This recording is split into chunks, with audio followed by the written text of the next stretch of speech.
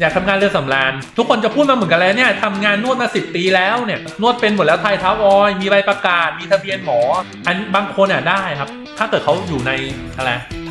ทำนวดสปาแบบแพงๆหรูๆไอ้เวลาไปสอบสปาเรือสำราญเนี่ยเขาก็จะมีท่าเฉพาะของเขาซึ่งถ้าคุณจบแค่แบบไทยอย่างเดียวตัวเดียวคือไม่มีทางสอบได้คุณต้องเป็นอย่างน้อยต้องมีออยมีเท้าด้วย3 ตัวแล้วตอนไปสอบมันมีทั้งสวีดิชนะมีฮอตสโตนมีอะไรแบมบูมี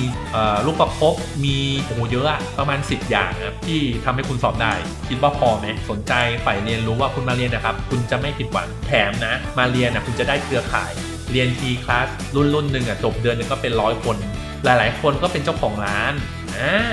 ดีไหม